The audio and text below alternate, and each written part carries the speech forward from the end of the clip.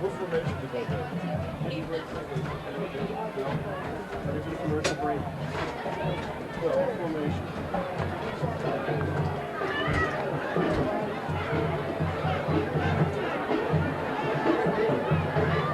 Okay, now, you got to make sure. Yeah, this is always one of the situations in a football game that does tend to drag a little bit, where you're going from a fairly long spot in the field down to the other spot. You've got to drag the chains. The referees have got to make sure that everything is set up properly before they begin. It always kind of changes the timing of the game, I thought. All right. But here they come. Norristown, he's back Blitz. to throw. And it's almost intercepted. And let's see who that was. That was number 17 back there. Jim McCullen. Jim McCullen. The blitz that time from the left side. That was number 26. Jeff Jones came flying in on the left side. Yeah, and McCullen had his hands on that. But once again, it may be, we're fairly early in the season. We're playing in a night situation where a lot of them are used to playing in the daytime situation. And it is a little bit tough. The ball looks different. You have that glary spots off of the top of it as it comes toward you. So it's not easy to catch the ball.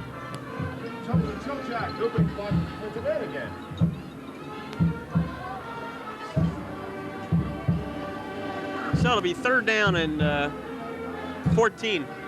All right. And Frank is back to pass again. Oh, he's gotten away from one tackler. We've got a good block in there from 74, and he's run. Oh. My goodness. Finally in on the tackle. That was number 44. Murdoch Green. I tell you, Terry Kennedy, as you said, really, number 74 for Norristown, picked up a nice block as Frank was scrambling. Yes. But Frank really had no place to go with it as he got out to the left side. He effectively cut off all the pursuit of the Tigers. And there were several of them back there. Yeah, they finally got to him, too. Wanting to get their hands on him. And, of course, Norristown this year still has home games against Council Rock.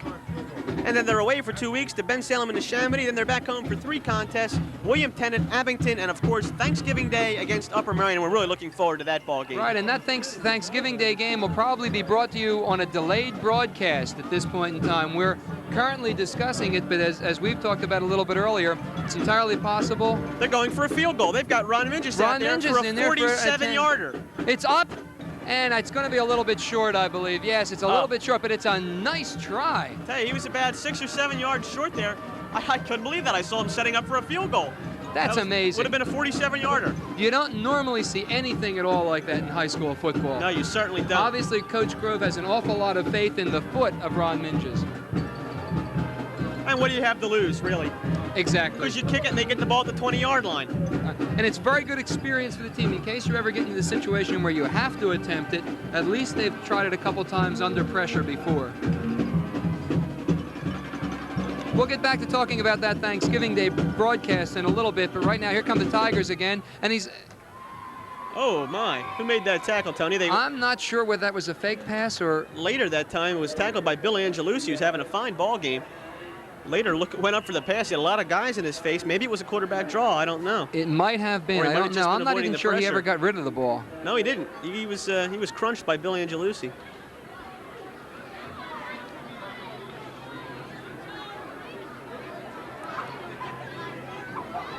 So, 2nd down and make it 9 yards to go. Later hands off to Conway again.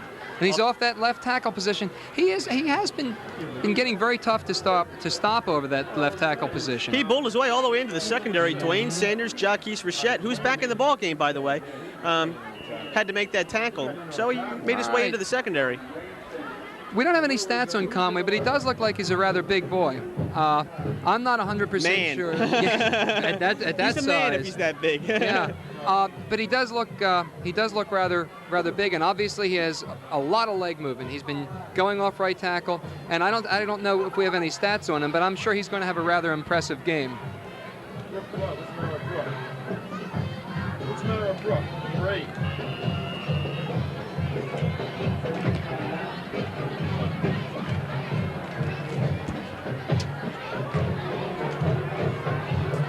And right now on the field, Brooke Bugg was a little bit shaken up on that last play. He's going to remain in the ball game, though.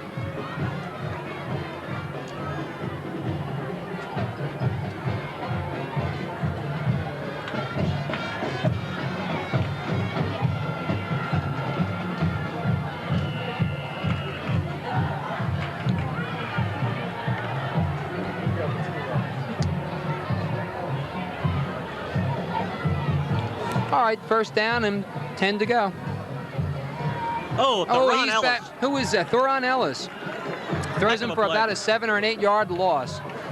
Nice play by Ellis from that left tackle position.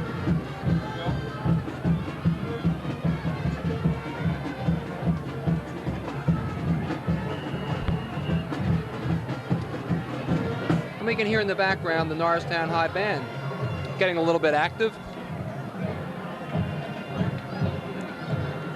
Thankfully, it hasn't gotten too cold here tonight. I think the ideal weather we've been having for these football games has really added to the crowds here at Roosevelt Field. Yes.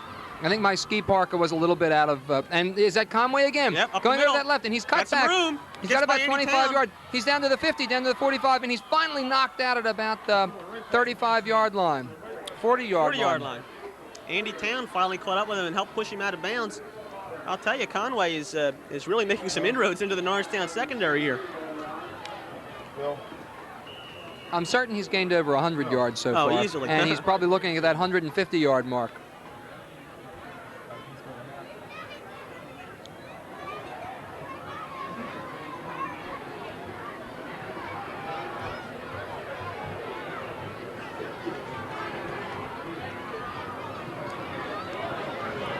And 9:20 left in the fourth quarter.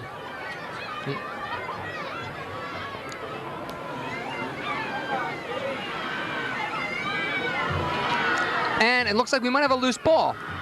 No. I think it was Bloom up the middle that time. Gain of about 7 yards. I'll tell you, they're really picking up the yardage on the ground, but that's eating up the clock, Tony. It really They're is. not gonna have enough time. In this situation, even if you do drive that down to a score, you can't afford to have a 7-minute drive Exactly. that leads you to 7 points. You've got to attempt to get on the board quickly and then hope for a break. Or create a break. Hopefully, do it. Yes, do it on your own. Bloom again off this time off the 31 left Bloom. side.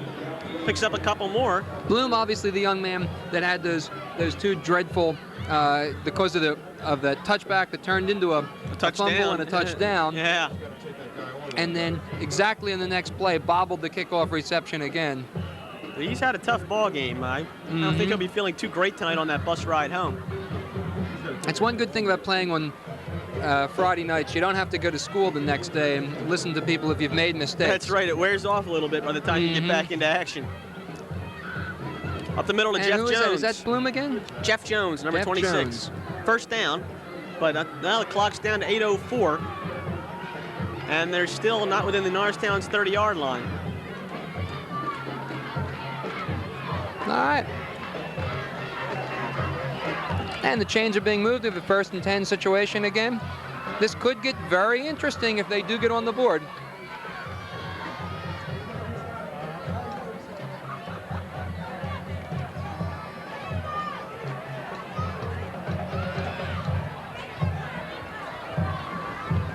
Clock is running. Later off to Jeff. Oh, Jeff Jones. Very big crunch. hit by, who is that in there? 35. Jacques Jacques Richette. Up from his linebacking position. Nice play by Richette. He certainly wasn't too shaken up. That, Right, he really that last hammered series. him.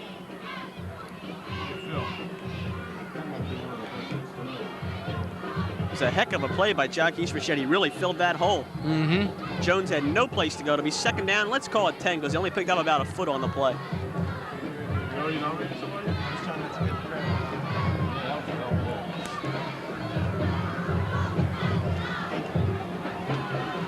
Whoa. This time they give it to the second back through. Who was that, Conway or Bloom? I think Conway. that was Conway. Right, he picks up about 3 or 4. Yeah. I would like to see some stats on Conway this evening because I think he has had an awfully impressive ground game. Unfortunately, you can't build your whole offense around him doing that. Exactly. You've got to have something else.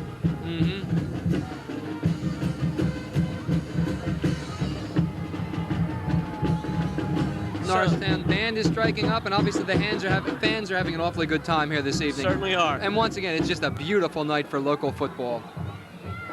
I think this is the way it should be. Pitch out around the left, and that's Bloom, I believe, going around this time. Right. He's cut the nice corner. play. He might be No, he's pushed out on about the 5 or 6 yard line. Tell you what, Tony, he really blew by Luther Harling, Jaquez Rochette, Vance He really Fisher. did. He flew around that end. And My goodness. As we were talking about earlier, if they can get somebody who can cut that corner, that's very tough. We haven't seen that acceleration from him all night. He really put on the burners that time. My goodness. Maybe he suddenly realizes we're in the second half. All right. Well, let's see. It looks like we're looking at a 1st and 10 situation. 6:18 left to play. On Norristown's 14-yard line, I'd say. Second back through again. Conway. That's Conway again, who doesn't even make it to the line of scrimmage. Mike Taylor. Mike Taylor with a great defensive play. Came from his nose guard position. Good pursuit on Conway. Fine play by Mike. And once again, I think Norristown kind of has their back up against the wall here. I think Tigers are doing a fine job, but they should have had this drive in the first quarter when it would mean something, instead of now when the clock is certainly against them. The clock's their worst enemy right now. Even if they put the points on the board, they're going to have to get some big breaks to win this ball game. Yeah, and it's Conway. He is stacked up in the end, and it looks like we had Rochette. Mike Taylor again. Number 54, Mike Taylor. I'll tell you, great play. We've got a timeout called by the Tigers with 5:29 left to go. Now we're going to have 3rd down and about 12 yards to go. Yeah, Mike Taylor with 2 big defensive plays. Yes, the Tigers are going to have to get it in from over here. They're 20 points down. 3 touchdowns is what they would need to put on the board in about 5.5 minutes. Not that it's impossible, but it's a rather tall improbable task. anyway. Yes. Yeah.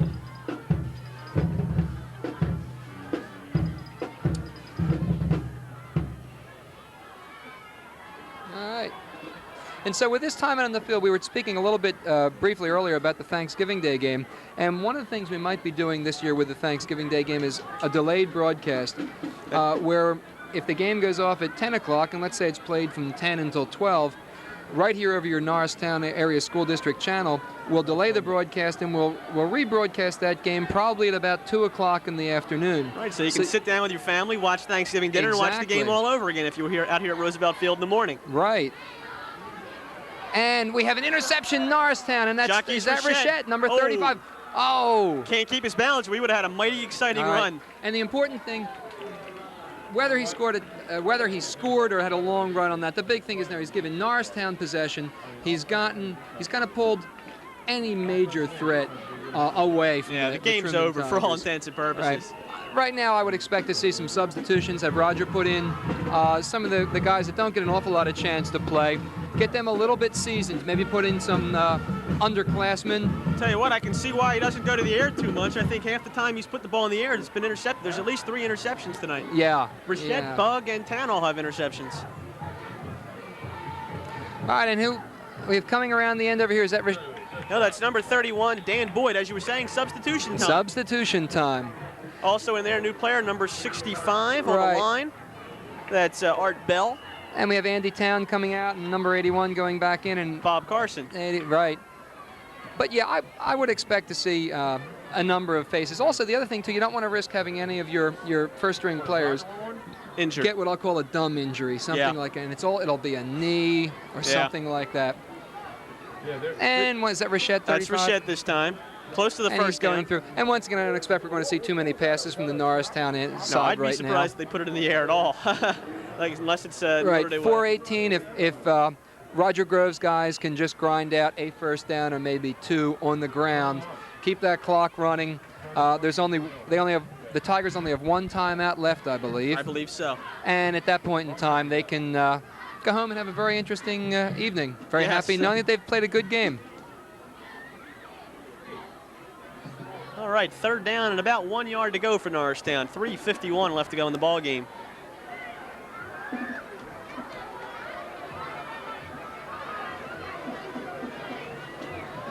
Cassano to Boyd. Who is racked up back? I think he does. Though. First down. I believe he does have it. And are they going to bring the chain? Yes, they're going to bring the chains out. No, they're going to move the chains. First down. All right. It was something like that.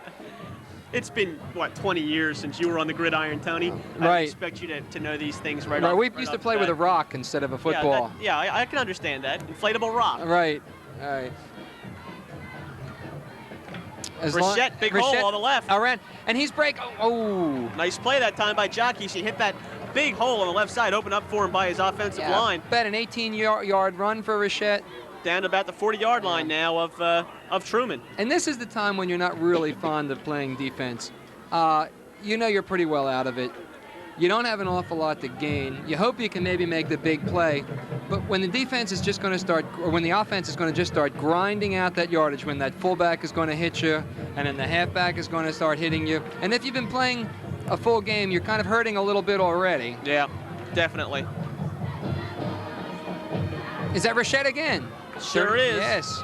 6 yards on the play. And we're down to 2:39 left to play. And Norristown just eating up the clock at this point. And Roger Grove's really got to be happy with the overall performance of his ball club tonight. I agree. Probably more penalties than Roger would have liked to have seen. In the earlier part of the game, we had some really uncontrollable penalties, wild swings in the ownership of the football during the first half. But the Norristown group has appeared to play probably the game they wanted to play when they came out. We have a fumble. See. I think Truman recovered the ball. Yep, they did. All right, this is a break. I think that was number 46, Conway. Sure did. Can you imagine the guy gets called 3 out of every 4 plays, and he plays both ways? Do you believe that? Yeah. He must die on Saturday mornings. I can't wouldn't understand that. He sleeps the whole weekend, I'm sure. Mom, and that's, by the way, I'm not going to take out the garbage. Right, I'm not going to do that tonight. And that's very interesting. We saw the fumble on the snap, the pass between the center and the quarterback, and you would think that's something that automatically is very easy to do. Having dropped more than one ball like that in my career. Oh, I can't imagine. It's not the simplest thing, and also this time it's something you've been doing an awful lot, and you tend to not think about it. We're up in the air right now, and we have incomplete. Luther Harling wasn't all the way back on the coverage. Right, and that was number 18, Matt Given.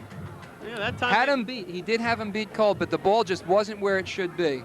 Yeah, Later has had a really tough time throwing the ball. Obviously, he's a running quarterback, and certainly not a big thrower for them. We've got 1:35 left to play. Yeah, 1:35. I would think, as I said before, I wasn't about to say that the game was over, but unless something the game's over. off the wall happens, pretty much the game's over. Oh, draw and we have play. the draw play to Conway again. Almost the Statue of Liberty play. He's standing back there. It's like, here, take the ball. Do something with it. Yeah, I can really see that making a lot of sense. Yeah. They got a lot of yardage out of that. Timeout. I think that's our last one, Tony. All right. So at this point in time, even if in fact the Norristown defense stood back and let them score, the offense would be able to hold on to the ball for a minute. It has been an exciting football game, though. There was a lot of movement in it. That first half, when we had these wild swings of possession of the football, was rather enjoyable. It's the kind of thing that I guess would drove the coaches nuts. Yeah, of course. But we enjoyed it. Yeah, from a fan standpoint, that's the one you like to see, the aerial attacks. You know, Norristown wasn't grinding out their touchdowns, 3 yards on every carry. Yeah. Frank Cassano was lighting up the sky with some nice passes. And then we even saw a 46-yard field goal attempt here tonight. That was interesting, as you say. I mean, it certainly is not an everyday occurrence in high school football. Right. And let's see what they decide to do. I can't see what they have to lose by putting the ball up in the air. But nothing. Yeah. They're going to lose the game, but there's nothing else they can lose. And he's going to put the ball up in the air again. I guess they heard me. And it's up, but we have way overthrown. And back deep on the coverage was number 4, Mark Benjamin, a substitution in there. As Tony said, Roger Grove getting 1 or 2 of his second-string players in there. So now it'll be 4th down and 6 to go for the Tigers. Yeah, this is where you just want to get some of your players coming in there to get hit by people who are not their friends in practice. What you want to do is have them see a snarling defender in a different colored uniform. That's why I played golf. I can't see getting into the game just so somebody can hit you. Yes. I don't know, that doesn't appeal to me. I don't know why. The glory of it all, I don't know. I don't know, right. I'd much rather hit the mess out of a little white ball. He is not a great pass, yeah. I'd have to say. a little bit short that time. He Who is was it going to, back. Tony? One of the blue jerseys? Did he switch teams? I think at this point, right? At this point in time, he should be glad they didn't call him for intentionally grounding the ball. 1:08 left to play, and Norristown will take over, going the other way, and I think we're just going to need 3 snaps here, and this ball game will be over, folks. Yeah, but once again, as we talked about, Roger Grove probably did play the ball game that he wanted to come out and play. Despite all those wild swings, things seemed to work for the Eagles when they had to work for them. They had some very nice aerial attacks. And it's all in all, I think Roger Grove has an awful lot to be very happy about with these guys.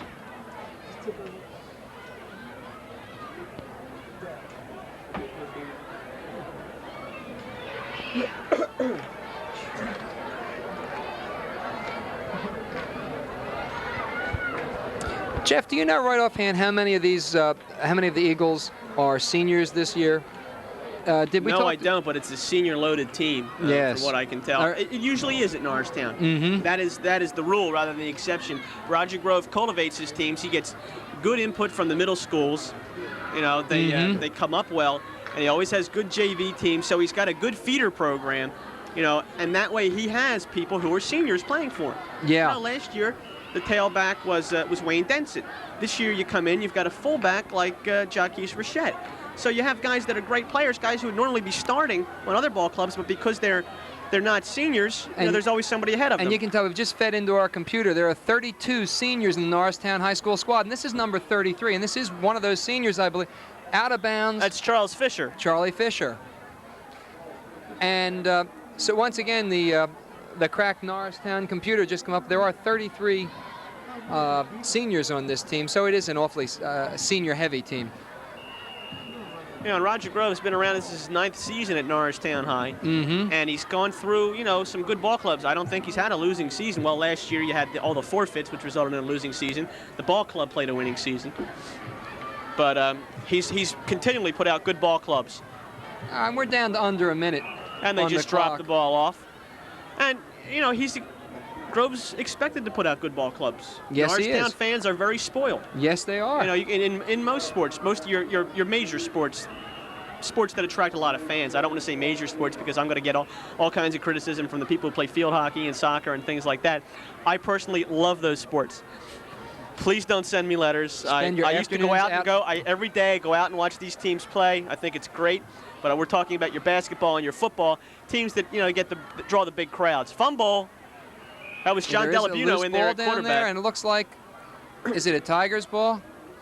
I think Norristown's got it back. I don't see any fingers, so I assume it is Norristown's ball still. That was John Delabuno, your second-string quarterback. I guess you have a different cadence in there, different quarterback calling the signals. It's tough, and he knows that he's being looked at in there right now, so that's always very tough. The ball game's over, folks. We're out of time. Right. Final score, 27-7. Norristown Eagles victorious over the Tigers of Harry S. Truman High School. Tony and I will be back in just a moment with our post-game show.